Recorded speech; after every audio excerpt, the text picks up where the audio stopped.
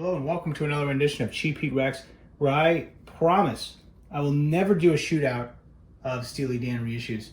Looking at records today that you will likely find kicking around at your local record store and that you can definitely afford. First up is Black Drops by Charlie Earland. Excellent soul funk jazz record done by Rudy Van Gelder. It has Rudy Van Gelder stamped in the dead wax on the Purple Prestige label, so it sounds as good as you might imagine. This record is perhaps a little tighter, a little more energetic, a little funkier than some of Charlie Earland's peers at this time on the B3 Hammond organ. Easy to find, great cover, cheap, maybe $10. Go out and find this record.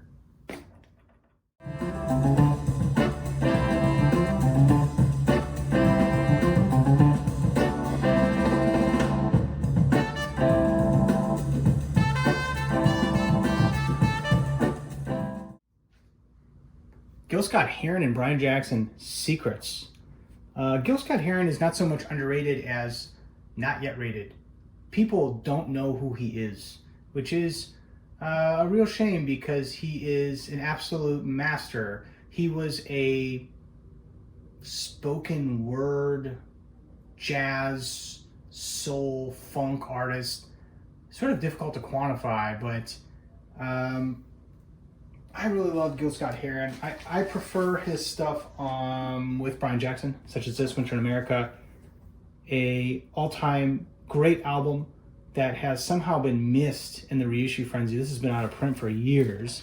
This is on Strata East. Quick tip. If you're not necessarily a purist, and you don't need all the individual albums that you want to get into Gil Scott-Heron, this is a compilation of his first 3 LPs on Flying Dutchman. This is really great. But Secrets, even among Gil Scott-Heron fans, is actually a pretty obscure LP. And I think that's because even retrospectively, critics don't know what to think of this record, or they sort of underrate this record.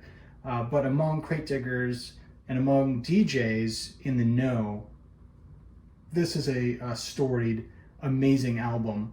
This is Gil Scott-Heron going more so into funkier territory. Brian Jackson is doing more experimentation with synths, but at the same time, Heron maintains that beautiful poetry in his lyrics and that awesome storytelling.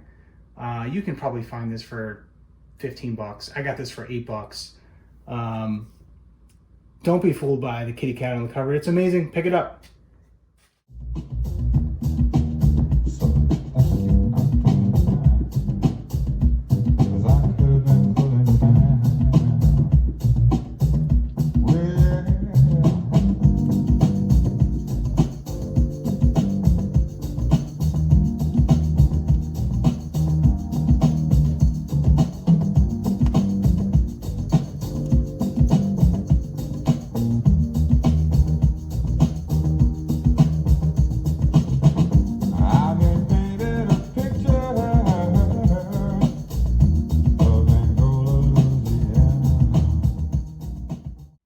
Thomas, Blues and the Soulful Truth. Leon is sort of a one-of-a-kind figure in jazz music in general, really. He sings in this bizarre way where he manipulates his voice. He does scat. He does yodeling. There's a lot going on with Leon. This is perhaps his most popular album. Maybe you've seen this kicking around on YouTube. I prefer this one, Spirits Known and Unknown. This is more spiritual jazz, and this LP is more straight up soul. You might see this record cut above Cheap Heat, but I implore you to be patient. For reference, this copy is in mint condition. It is a white label promo on Flying Dutchman, and I got it in San Francisco. Not exactly a cheap record city, and it was $15. So if you're outside Buffalo, I think you're going to be okay, right? Shout out to the record stores outside Buffalo, New York. When the rents are cheap, records are cheap.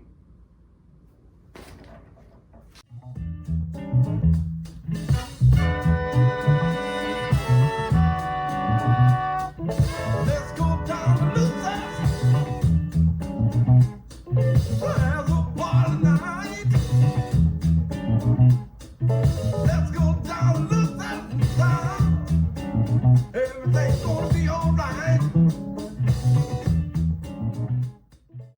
Next up, James Rushing. The Jazz Odyssey of James Rushing. I don't think a lot of people right now are into guys like Jimmy Rushing or Count Basie because it's swing music, right? And swing's not popular. But this record is really fun. It's a great spaghetti dinner record that was recommended to me by the late Jerry Weber of Jerry's Records, R.I.P. Highlight is the song Tricks Ain't No Walking No More. I'll do a needle drop on it. He sort of talks and tells this story over piano. Just a blast. I mean, if you can find this, it'll be under $10. It's on Columbia 6i and probably one of the best sounding records in my collection. Definitely go out and get this. She's singing the blues. Listen at her now, yeah? 'Cause she can't sell that dirty booze. I never seen it break so hard for low down women before. Since Tricks ain't walking no more. Ain't it a shame? Yes, it's a dirty low down shame. Man, it's a dirty, dirty low down shame. My gal's been gone since the rising of Peter Lang, The Thing at the Nursery room window. What a cover. I do like showing records that aren't jazz related. I think people who like jazz generally have a broad palette, so I wanted to show this. This record is on Tacoma, which was John Fahey's label. If you like primitive Americana guitar, that's so specific, as if people know they like primitive Americana guitar. But if you like primitive Americana guitar, this is a really fun, catchy record that you will see kicking around for $10. So if you see it, take a chance on it. Pick it up. Well, that's it for me. I'll see you next time.